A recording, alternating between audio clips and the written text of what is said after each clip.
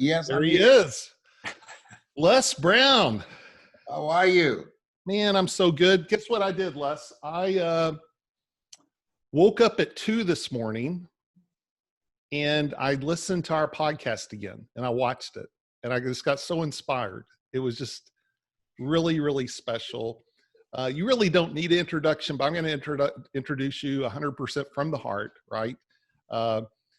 So met Les Brown in 1994. Iconic speaker. He has done so much. He's been a mentor to so many, won every kind of award, impacted millions of people.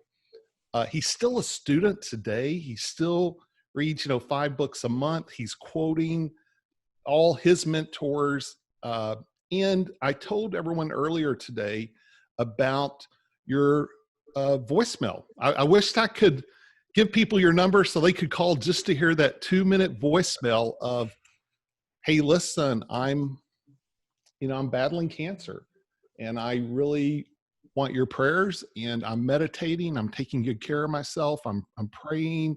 I'm eating like a rabbit. I'm doing well, but give me some space, give me some privacy, but I also wish you greatness. It really was such a touching message.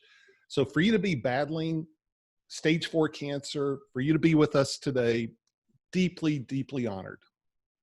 Well, thank you so much. It's a pleasing pleasure as well as a privilege to be with all of you here. I know I'm in the presence of greatness, so I'm really excited about this opportunity to share some thoughts. And thank you for the work that you have done and the many years that you worked with Jim and helping him to take care of himself and to get his word out there. I want to share a few words with you.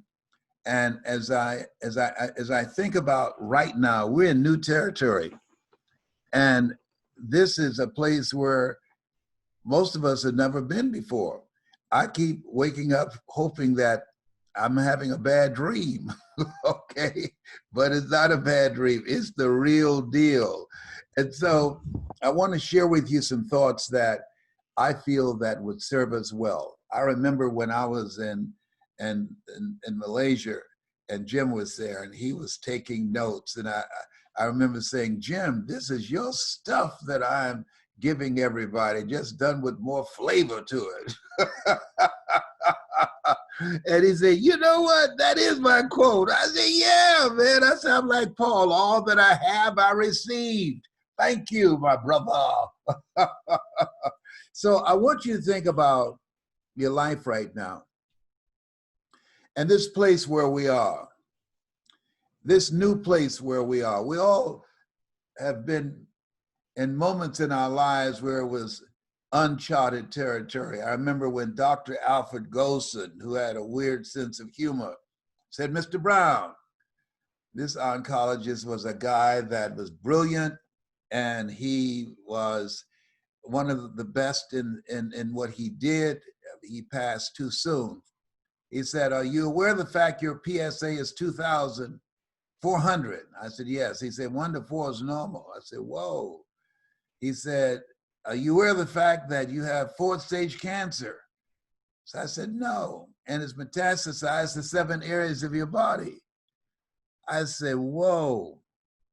I was in new territory because most people, because of what's in the collective consciousness, see cancer as a death sentence.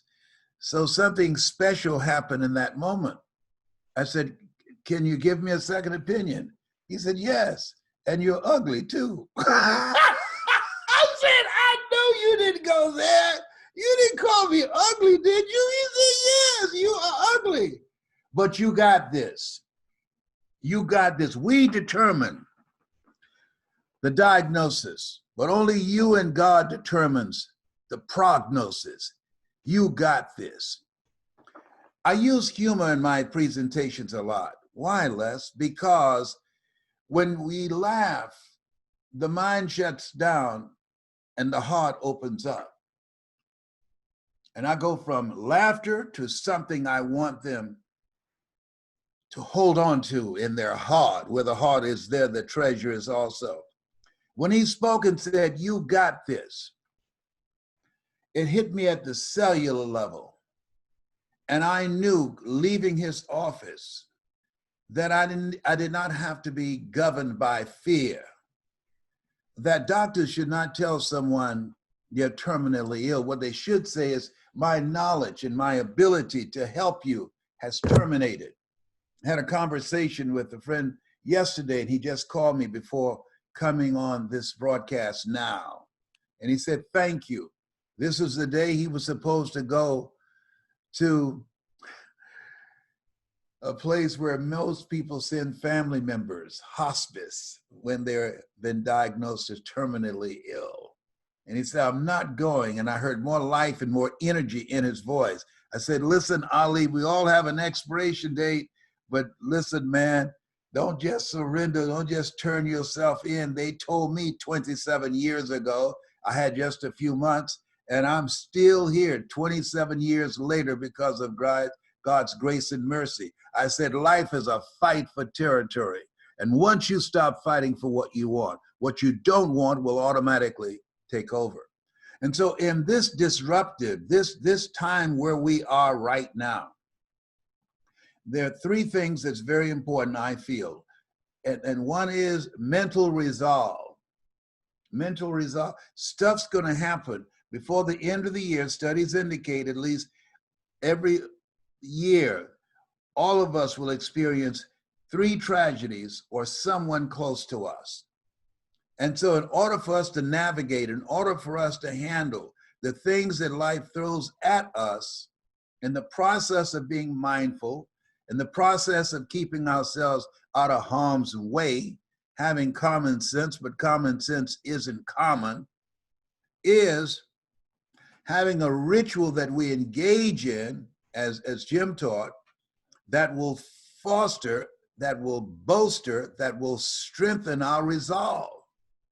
Because we're going to take some hits. Think it not strange that you'll face the fiery furnaces of this world. You will, not you might. You will have tribulations. Stuff's going to happen. Forrest Gump had a point that life is like a box of chocolates. You never know what you're going to get. And so when I left that office, rather than as they talked to my assistant and say, we're going to provide for him palliative care, I left there ready to fight. They talk about make me comfortable. Oh, hell to the no. No, I'm going to fight. I'm not just going to accept what you guys say. You're not God. And 27 years later, I'm still here. And so as we look at ourselves, look at our goals, we have to ask ourselves, what will be different when we come out of this pandemic? That's major. What will be different? You don't want to come in and leave out the same way you came in. I see this as a cocoon. A caterpillar, regardless of how many legs it has, it can't run fast enough to fly. It has to go in the cocoon and go through a transformation. And while it's in the cocoon, he's not sitting back with his legs crossed watching CNN or ABC or CBS. He's in there working. And we should be working on ourselves, working on the skill set that we need. When I remember when Earl Nightingale said, you don't get in life what you want, you get in life what you are.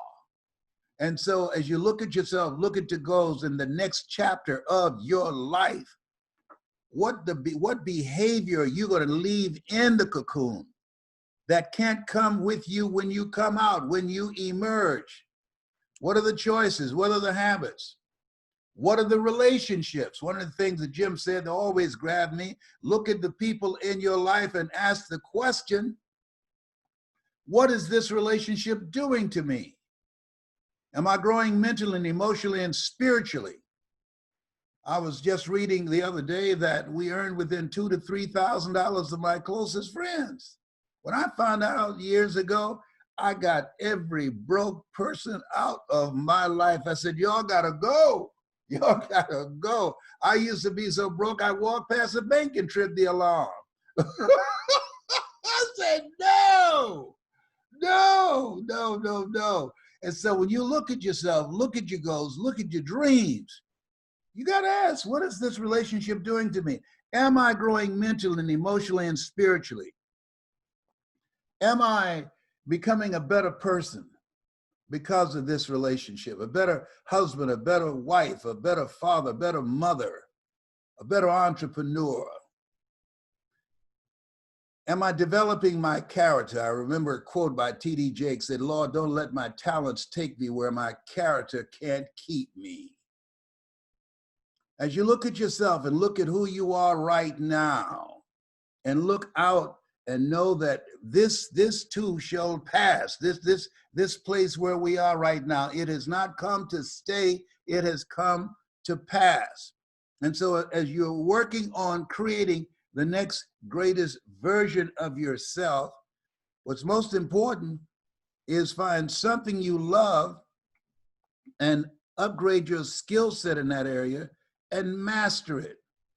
We're living in a time, the era the late Peter Drucker calls the era of the 3 C's: accelerated change, overwhelming complexity, and tremendous competition, where you have to have at least 3 core competencies. And so even though I'm 75, that I haven't done my best work yet. And I believe that you're never too old to learn and you're never too young to teach. That's why I see Carl as my mentor and learning from him as I have over the years, as I learned from Jim. And so when you look at yourself right now, what is it that you know that you have got to stop?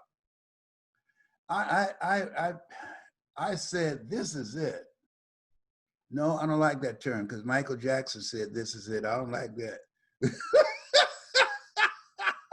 This has come to an end. I said, I'm getting cancer out of my life. I'm eating a lot of rabbit food. I do 0 sugar. When I finish with this broadcast, I'm going for a walk. I laugh a lot. That boosts your immune system, as Dr. Norman Cousins verified when he was diagnosed, a physicist with terminal cancer, and he watched Groucho Marx and Lucille Ball and other funny movies and laughed his way back to good health. And so I have a strategy for being here. What's your strategy for being here? What is it? What routine have you committed yourself to take care of your health, your mental and emotional and spiritual health? What's your strategy for your personal relationships? Because whatever goal and dream you have, if there's challenges in your personal relationship, it's going to affect your overall performance. I don't care how old your kids have become, if you have kids, that something happened to them, something happens to you. My oldest son, he had a stroke. I couldn't think. I couldn't put my mind on the business. It's my boy. He had a stroke. And so I had to handle helping him through this experience, dealing with sciatica pain and prostate cancer and my business. And then out of nowhere, I'm saying, boy, I'm so glad that 2019 is gone. And then 2020 showed up with Corona. And then I went back with my tail between my legs to 2019 and said, 2019, I'm so sorry I talked about you. I take it back. Can we delete 2020? Oh my God, this is crazy. And so we're in new territory. When he told me that I was 4-stage cancer, that's new territory. When I saw my mother die, that was new territory. When my son had a stroke, that was new territory. But guess what? We have the power to handle it. Greater is he that's in you than he that's in the world. You have the power to do more than you can ever begin to imagine. I'm thinking about Lion King. Simba, you're more than that which you have become. And because we live in a world where we're told more about our limitations rather than our potential, that most people die at age 25 and don't get buried until they're 65. They take their talents, their abilities, their skills, their knowledge, their inventions to their grave. And I'm submitting to you that this is a time during the lockdown, not just to hunker down. This is a time to think about and create a strategy and a game plan that will rob the cemetery of your dreams, rob the cemetery of your potential, of your talents, your inventions, your products, your leadership, your voice, your story. Lady called me. She flew all the way from Australia for me to train her. And I said, why did you come to me? She said, well, I saw you speak in the Georgia Dome to 80,000 people. You spoke from your heart. Can you teach me how to speak from my heart? I said, absolutely. I said, that's my superpower. That's what I do. And then I asked her, I said, what's your why? She said, I've been a wife, I've been a mother, but I've never been me. Whoa. Whoa. Do you realize how many people are living what Darren Benzie would call a misplaced life? That they've never been themselves, living a life that's not them. My daughter, Dr. Ona Brown, she calls this moment where we are, she said, gaps are from God. Socrates said the unexamined life isn't worth living. As you look at your life and as you emerge, this new life where you are going and that you're going to live, if Jim were here, he would ask you, will that life be a warning of what not to do, or an example of what to do? That as we look at ourselves and look at where we are right now, all of us know if we had our lives to live over again, I know this, I could have done more than what I've done thus far. I can't unscramble those eggs. But my goal is to finish strong. I encourage you, write this down. I am going to live a life that will outlive me. My daughter called me. I was at my desk. She said, are you busy, Daddy? I said, no. She said, okay. She said, it's a policeman. He's stopping traffic, probably some funeral procession coming by. And then she said, whoa, wow. I said, what's going on? Was there an accident? She said, no. She said, a hearse came by and there was only one car behind it. She said, when I die, I want traffic to be backed up for miles because of the contribution of my life. Horace Mann said we should be ashamed to die until we've made some major contribution to humankind. She said, when I die, I want the cemetery to be filled with people coming out to celebrate my life and the contribution that I made. And I believe that we all feel that way. That you are an unrepeatable miracle. That you were chosen out of 400 million sperm. That you are a piece of the master. When I think about the fact that I was born in an abandoned building on a floor in a poor section of Miami, Florida, with a twin brother, Wesley. We talk every day. And we were adopted. And when I was in the 5th grade, I was labeled educable mental retarded and put back from the 5th grade to the 4th grade and failed again when I was in the 8th grade. And a gentleman, Mr. Leroy Washington, who spoke to me and changed my life. He had that kind of energy of Jim. He was in Best Line Products, and he knew this guy that Bill Bailey, who was an early mentor of Jim Rohn in Best Line Products. And he said, young man, go to the board and work these problems out for me. I want you to stand there and I want you to read this. I said, I can't do that, sir. He said, why not? I'm not one of your students. He said, look at me. I said, yes, sir. Go and do as I'm asking you to do anyhow. I said, I can't, sir. He said, why not? And the other students started laughing, saying, he's Leslie. He's got a twin brother, Wesley. Wesley's smart. He's DT. And he asked, what's DT? He's the dumb twin. And they all laughed at me. And I said, I am, sir. And he came from behind his desk and he looked at me. He said, "Don't you ever say that again. Someone's opinion of you does not have to become your reality. Do you understand me?" I said, "Yes, sir."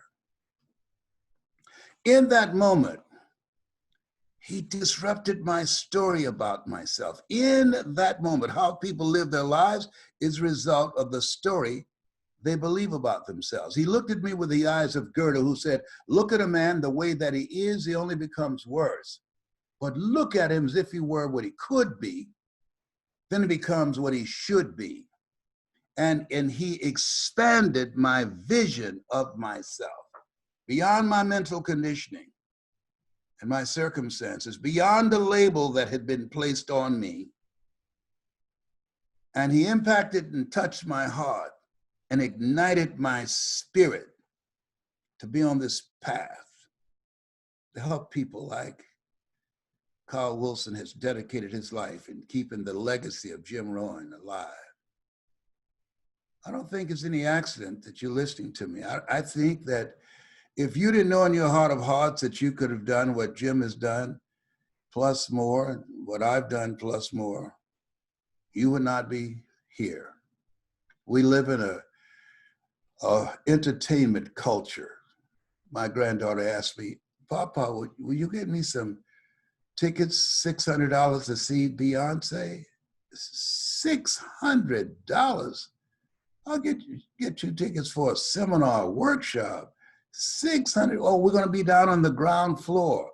You ask me, do I care anything about that? You about to make me lose my mind up in here, up in here. You about to make me act a fool up in here, up in here. Hell to the no. I've had no $600 concert tickets. It's a whole different generation. They march to the beat of a different drummer. Oh my God. Why is youth wasted on young people? Oh my God. Oh boy. So what would I say to the young Les Brown as I look back 75? The things that you're going to experience, and you will think they happen to you, but there'll be a period in your life and you look back and realize they happened for you. Everything that you've experienced contribute to your being and becoming the person that you are now. You're a gift to the universe. Simba, you're more than that which you have become. I love that. You're more than that which you have become. And the reason that you have aligned yourself with Kyle, who's an icon in this area, a walking encyclopedia when it comes to human transformation. You know in your heart of hearts that you're more than that which you have become. And you can't see the picture when you're in the frame. All of us have to have somebody that can take us to a place within ourselves that we can't go by ourselves. You have something special. You have greatness within you. And when you're pursuing your greatness, you don't know what your limits are. So you act like you don't have any. I like to leave this with you. I don't know what your goals are and what it is you want to do. But whatever those goals are, I want you to expand them. I found that most people fail in life not because they aim too high and miss. Most people fail in life because they did what I did for a long period in my life, aim too low and hit. I encourage you to go to I Am Hungry Les Brown and get my new book. It's going to change your life. I Am Hungry Les Brown. I guarantee you it's going to change your life. But I like to leave this with you. My mother loved to hear me say this. This is to you and to your dream and the people's lives that you're going to touch. We will get through this. Leslie, yes, ma'am, mama. Say that thing for mama that makes me feel good. Yes, ma'am, mama, I will. If you want a thing bad enough to go out and fight for it, to work day and night for it, to give up your time, your peace, and your sleep for it. If all that you dream and scheme is about it, and life seems useless and worthless without it, and if you gladly sweat for it and fret for it and plan for it, and lose all your terror of the opposition for it, and if you simply go after that thing that you want with all of your capacity, strength and sagacity, faith, hope, and confidence, and stern pertinacity, if neither cold poverty, famish, or gulf, sickness or pain of body and brain can keep you away from the thing that you want, if dogged and grim you besiege and beset it, with the help of God, you'll get it.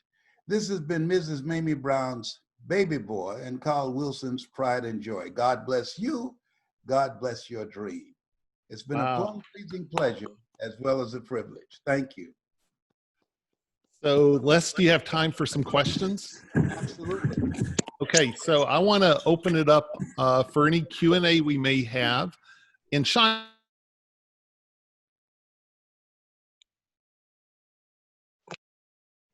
got muted somehow. Okay, so Sean, if we could get the spotlight on Les, that would be good. Let's see here. Spotlight video. There we go. So if you have questions for Les, don't be shy. And I'm going to tell you, Les, you just started at 10, right? You didn't even work your way up, right? You just went straight for 10, and that was incredible, amazing. I have tons of questions for Les, but I want to defer to you guys. Hey, Kyle, I just got a quick one. Mr. Brown, a brother from another mother, met you, sir, 5 years ago in Los Angeles. You were speaking at an event, and I was in tears and crying at the same time, listening to your honesty and your God-given gift to us. Thank you, sir, from the bottom of my heart. You and I also share stage 4 prostate cancer. And it's not been a fun ride, as you well know. But I do what you do, and I'm going to keep on doing it. And thank the good Lord and a wonderful wife that I'm going to keep doing it. And this wonderful crew right here, Kyle Wilson and family. I mean, this is just fantastic. So thank you from the bottom of my heart for you being here today, sir. I think we need to unmute Les. Can you hear me now? Yeah, we can. Okay, good. I said, thank you very much. We need to talk. I'd like to share with you some things that I'm doing. I would love to, sir. Thank you very much. Hey, reach out to me, Jeffrey, and I'll get you. I will. Thank you, Kyle. Thank you, brother. Thank you. Is email the best way, Les, to connect, Jeff, with you? Again? With Yes. me? Email the best way? Email is the best way, yes. Okay. Will do. Will do. And- Thank you for that. And Les, this Gratitude. has been going on for a while, right? It's been a 20+ year. 27 years. 2 times 7 is 14. Remember, 7 is my lucky number. I know. So that cancer's getting the hell beat out of it.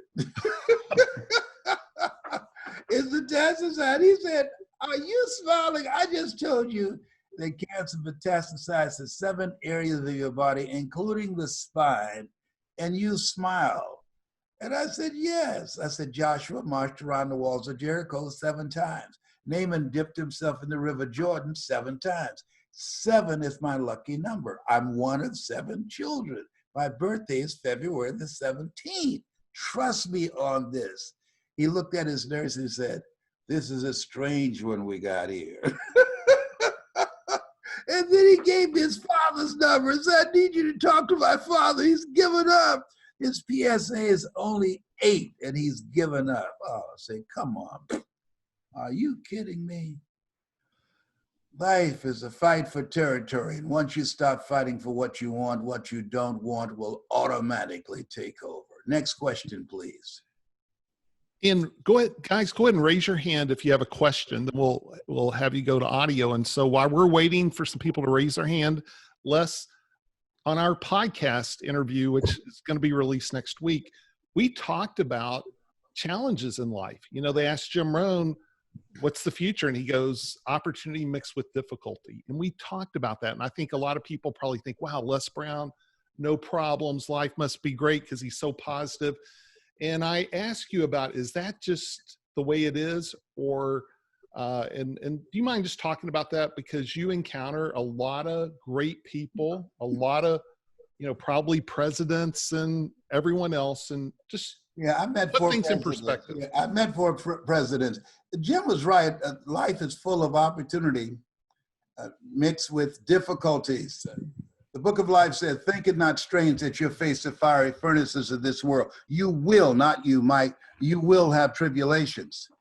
I believe, as a friend of mine told me, who she works with Cicely Tyson, that God loves drama. Yeah, I mean, just think about it right now. The coronavirus, and we haven't finished dealing with that. Now there's a killer bee. I'm sitting out the backyard with some cocoa butter, getting me a little tan yesterday, and a fat bee flew by. I said, oh my God, Ona, the killer bee is here. She said, come in the house. She said, no killer bee here. I said, well, you need to go to Weight Watchers and stop scaring people like me. And she said, you've been watching too much television. I said, yeah, I think you got a point. So guess what she did to me last night, Carl? So I did not know, got with my youngest son, said, Dad's been watching television. I think he's suffering from anxiety. Give him half of this cookie. So he comes up and he gives me the whole cookie. So I eat the cookie, and about 8 minutes later, I say, whoa. And I pass out on the bed, right? So come to find out that was a marijuana cookie that she gave me. I said, I woke up. I said, yes, we can, and yes, we will. That's funny. I You mean, heard to it here. tell you, I got on my knees and wobbling. I said, what y'all give me? They said, I think he still got a little buzz going on. She said, how's your anxiety? I said, baby, I don't care about nothing. Oh my God. This thing called life. I said, that's children abuse. Y'all giving me marijuana cookies. Do you have any more? But I'm serious. Oh man. So they're going to get me a bag now. Man, I can't believe where we are. This is crazy. I haven't been outside. And I'm up on the 3rd floor. And and they say they're lifting the rules here in Georgia, but they're not lifting for me. I'm staying in my room. I'm fine. I'm very fine. I'm enjoying myself and my company and listening to Jim. And I've got a recording by Bill Bailey and listening to Zig and all the great icons who caused this young man that you now see. When I was in a house on Miami Beach, a big, beautiful mansion with my mother that she was cleaning. And this wealthy guy was listening to Jim Rohn. And I started listening as I was shining his shoes. And unbeknownst to me, I had no idea years later I would meet him and open for him in London before 10,000 people in Malaysia, unbeknownst to me, by listening to his voice. When the end comes for you, let it find you conquering a new mountain, not sliding down an old one. That he was expanding my vision of myself. At a time when they had signs on Miami Beach that said, Jews, dogs, and coloreds not allowed. There were places on Miami Beach that a dog could go that I couldn't go. And he spoke to this young Black kid and made me know that I'm not less than a dog. That life is God's gift to me, and how I live my life is my gift to God. I had no idea one day I would meet this great man. But I hear scripture that says, eye has not seen, ear has not heard, nor is it in the heart of mankind what God has in store for you. If we adhere to the principles that Jim taught us and still teaching us from the other side, we will get through this and create a better tomorrow and a brighter future for our children and generations yet to come. I believe that with all my heart and soul. You know, on our podcast interview, when we ended it, you said Jim is with us right now. Yes. And I feel like we've not talked about it. I felt like I've gotten messages from Jim. I have felt things. We'll have that future conversation. So you just alluded to it again. So I so appreciate that, Les. And I do know we have a couple of people raising their hand, but I just want to point out, I did not realize the influence Bill Bailey had on you. And it keeps coming through. I can pick up on some of the things that is very, so Bill Bailey, did he take you under his wing, or did you get to work with him I much? joined Best Line Products when I first heard Jim and a guy named Chuck Simmons, but Jim had the greatest influence. And then Bill Bailey, who was the CEO of the company, he was from Kentucky. He said, just because you kill a man don't mean that you have to be impolite to him. Don't step over his body. Walk around. He was a pool shark in Chicago. He's a bad boy. I think he's one of the greatest motivational speakers that ever walked the planet. And Jim loved him, and he loved Jim. And he was his mentor, and he impacted me, and he helped me to become the person that I am now. He and another guy that you started Dare to Be Great, Glenn Turner. You Yes. young millennials, y'all don't know about Glenn Turner. Dare to Be Great, Those, they don't make them like that no more. And then Les, there are thousands, tens of thousands that say that about you. And you've influenced probably far more people than even Jim and Bill. And part of that is your mastery. I mean, you are masterful. And I had given some examples. Like I was at an event, the crowd had turned, the promoter did a really bad job.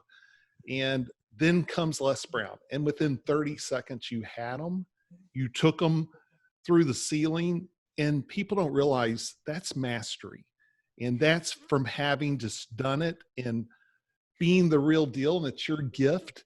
And we got to watch it today. You just pop on and you didn't know what you were going to say. You just spoke from your heart, but that's having put the 10,000 hours in and having lived the deal. And when people come to you wanting you to mentor them as a speaker, how much do you talk to them about living from their authentic self and talking about their experiences versus trying to take someone else's and make it their own? Well, first of all, I'm not on the level of Jim and Zig and Dr. Norman Vincent Peale. Those are icons and my heroes and my mentors that I have the highest regard and respect for. I appreciate the compliment. But those guys, they don't make them like that anymore.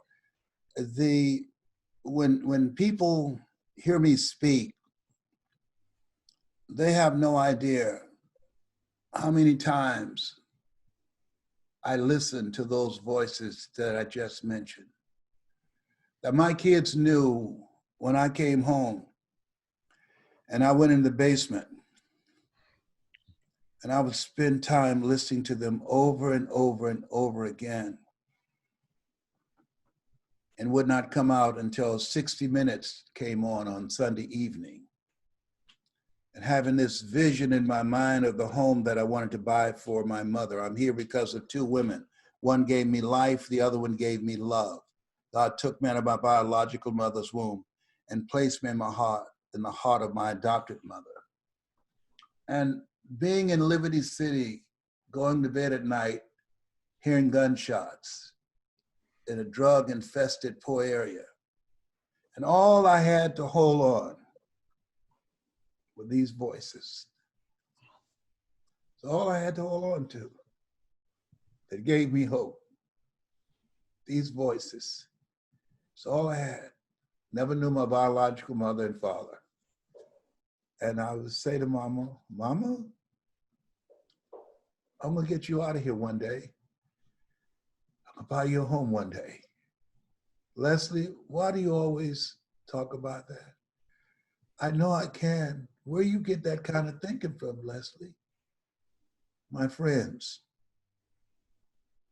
and Jim and Zig, and Bill Bailey, Glenn Turner, Dr. Norman Vincent Peale, they were my friends.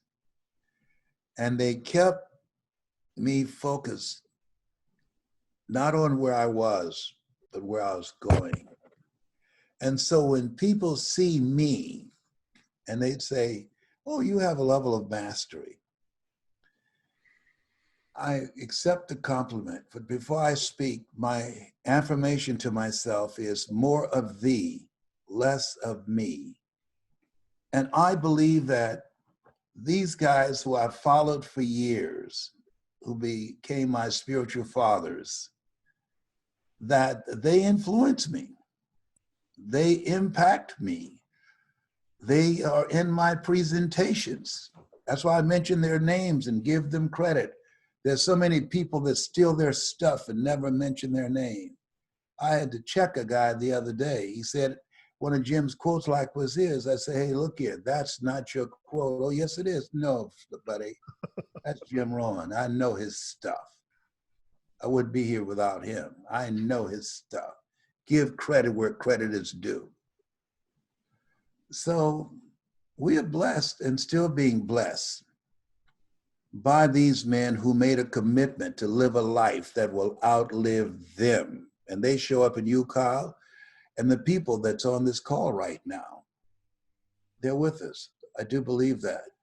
And you are making an impact today on new people to put yourself out there, Les, in the midst of stage 4 cancer. You don't have to do it. And for you to be on this call, right? There's no dollars being exchanged. You're doing this out of passion and mission. And I so appreciate that. I want to open up to a couple of questions. Jim Gardner and A.M. Williams. Jim, you want to go first? Yeah, sure. I would just, Les, like to give you thanks. When we met several years ago in Los Angeles, you called me on the phone a couple of days later. Next thing I know, I'm sitting in your office in Orlando.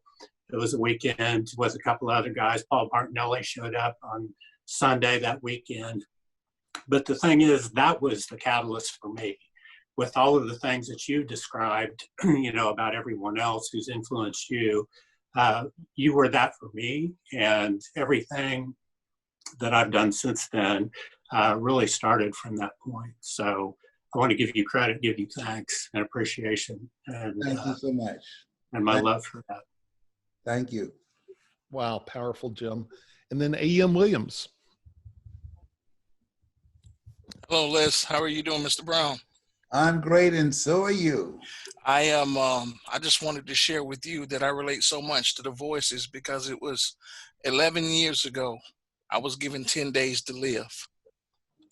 And as I laid in the hospital with 2 IVs in my arm, taking 12 medications per day, I listened to your motivational teachings. And I heard you talk about being hungry. And I remember you talking about the story about the motivational speaker who was putting everybody to sleep. And then he had everybody to wake up and told them that basically he represented the thoughts that others subconsciously rejected about themselves. It was that idea that drove me to start my radio show from a hospital bed. From there, I built my coaching business. That coaching business is now a 6-figure coaching business. My radio show is now international, and I am doing my dissertation to become Dr. A.M. Williams. And it's all because of your influence on my life. So I have no questions, but I did have a comment. With pleasure, I tell you to keep winning. Thank you, sir. Thank you so much.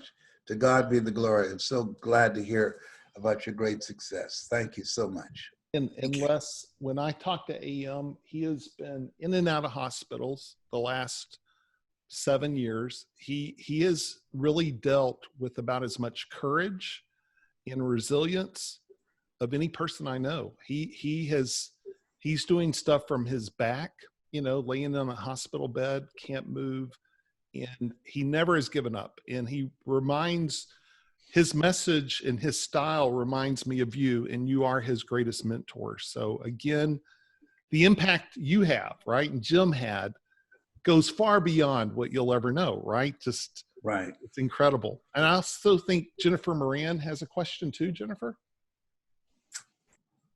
First of all, it's such an honor to be part of this inner circle today, especially with you, Les. I have listened to you for years and years and years, and you have inspired me and impacted my life in many ways. But I happen to have two 15-year-old girls here in this room listening to you right now. Karis Moran, my daughter, and her best friend, who's like another daughter to me, who's waving at you, Addie Saldana. And they were wondering, and Karis, say something real quick. They were saying, we'd love to hear some wisdom from Les for our generation, being 15, she and Addie, what you would say to these kids with all the noise and stuff that they deal with. Yeah. Do you want to? Jess, do you have any advice for us being in the younger generation? Just like motivation for us, like sports wise and stuff like that? Yes. In my book called You've Got to Be Hungry, The Greatness Within to Win, one of the things that I talk about is that once you decide to do anything, and you know this is true really in sports, if you have a choice between someone with talent and someone with a hunger, who live from their heart, who gives everything they have, A.L. Williams said, all you can do is all you can do, and all you can do is enough. But make sure you do all you can do. And so as you think about yourself and what it is you want to do in sports, you give it everything that you have, but you have an integrated approach where you are integrating in your academics and also positive relationships that will influence you, because those relationships and the academic performance will serve you well when your time in sports has expired. And focus on who you're going to be in the future, because you're 40% of our population, but you're 100% of our future. When I was 14 years old, I used to carry a card. On one side, I had Matthew 7:7, ask and it shall be given, seek and you shall find, knock and it shall be added unto you. Knock and it shall be opened unto you. And on the flip side, I had, I am a world motivational speaker. I had no idea, because I had this suggestion from Earl Nightingale that I would be selected by Toastmasters, one of the top 5 speakers in the world, by reading Matthew 7:7 and that affirmation every day. I say this to you, get a vision of how you see yourself in the future. The Book of Life says, I'll give you all your eyes can see. You won't be young always. I used to hear that. I said to myself, you don't know, I'm gonna be young for a long time. I'm 75. I'm older than the moon. My God. But I'm glad to be here. And so the choices you make now, the relationships that you have, the books that you read, and the vision and purpose for your life, you were created on purpose with a purpose. As you keep that in mind and how you allow that to govern the choices you make, you'll be a blessing to all of us. You're a masterpiece because you're a piece of the master. Thank you so much for listening. And this has been Les Brown, Mrs. Mamie Brown's baby boy. I used to be young. During my young days, I was LB Triple P, Les Brown, your platter playing papa. There were none before me and there will be none after me. Therefore, that makes me the one and only. Young and single and love to mingle, certified, bona fide, indubitably qualified to bring you satisfaction and a whole lot of action. Look out, baby, I'm your love man. I was hungry. I was 17 years old when I did that. Oh my God. I'm surprised I still remember it. And people like that kind of crazy stuff. Oh boy, they love the disc jockey story. So thank you so much. I appreciate your question. And the mark of greatness is upon you. You're going to make your parents even more proud. Les, and I love that story too. We talk about it on the podcast. It's one of the 52 lessons about the DJ story. You know, when I interviewed you recently, you talked about the power of words. And we have, 100 influencers here on the call. Everyone has an influence, whether they're a speaker, whether they're a business owner, whether they're a teacher. And you so eloquently put how much we can have influence based on our ability to communicate. I know you do a lot of mentoring with speakers, but just talk a little bit about the importance of language.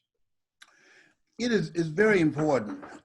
I talked to my mentor today, Mike Williams, who's been my mentor for 51 years in this area. And I remember what he told me. He said, Brownie, words are very powerful. He said, but they must be used strategically to create an experience. He said the speaking industry is based upon two things, basically. One, providing information from Think and Grow Rich. That was the Bible of the industry and still is to a large extent. Bob Proctor teaches on Think and Grow Rich by Napoleon Hill. Two, he said if information could change people, everybody would be skinny, rich, and happy. He said you want to use your words in the context of a story. He said a story has a human face. And when you tell a story, you touch people's heart when you talk about your mother. Everybody in that audience has a mother. And so you want to create with your words an experience. Oliver Wendell Holmes said that once a man or woman's mind has been expanded with an idea, concept, or experience, it could never be satisfied to going back to where it was. I want to read something to you that I love this quote. It says this, tell me the facts and I'll learn. Tell me the truth and I'll believe. But tell me a story and it will live in my heart forever. And so when I came into the industry, I use words and my story. Charlie Tremendous Jones said, you never make a point without a story. You never tell a story without a point. And I train speakers now, do one-on-one coaching with speakers and corporate executives of how to strategically use the values and the things that got you to this place and the voices that influenced you and how to orchestrate an experience that will transform people individually and collectively. If you go online and see Les Brown speaking in the Georgia Dome, that I did not know, I was in new territory. I did not know how I was going to hold that crowd. And the only thing that kept me together was Mike Williams, because my heart was about to jump out of my chest. I thought I was speaking to 500 people. Turned out Dexter Yeager brought me there for 80,000 people. And he said, Brownie, you can do this, make your mother proud. He said, speak from your heart.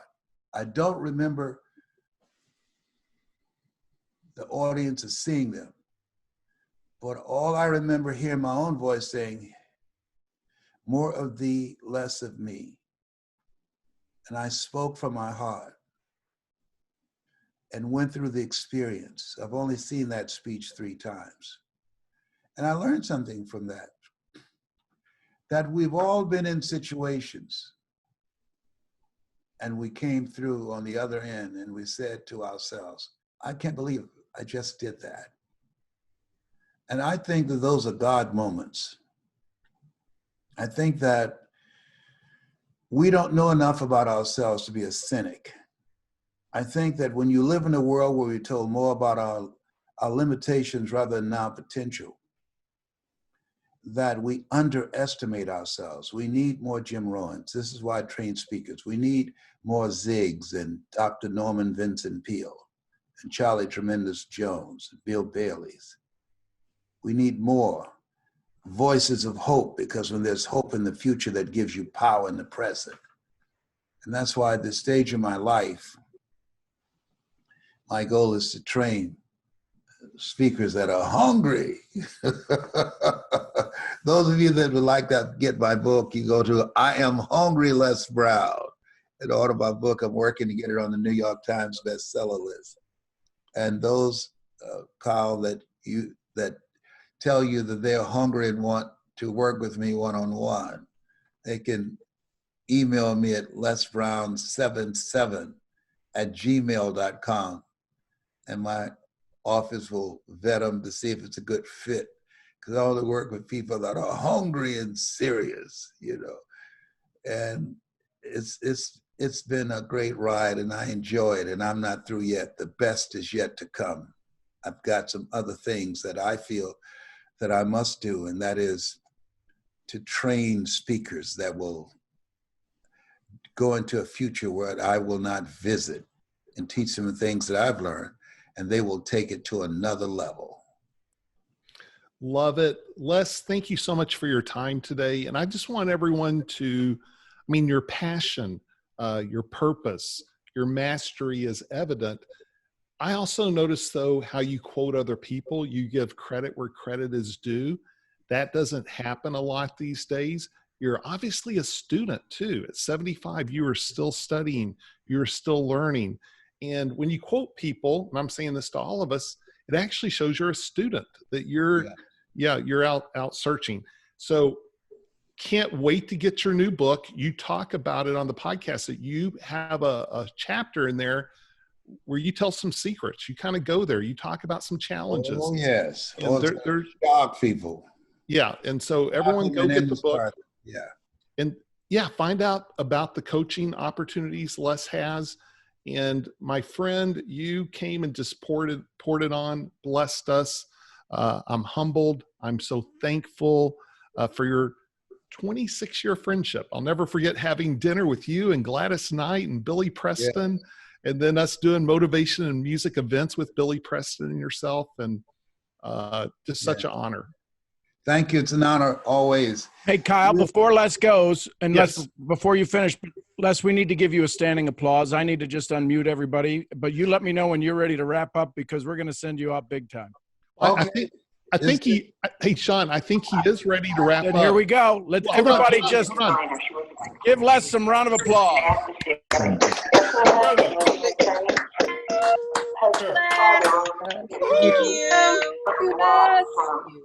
Les, don't leave yet. Thank you so much. Thank you. Blessing us. God bless Thank you.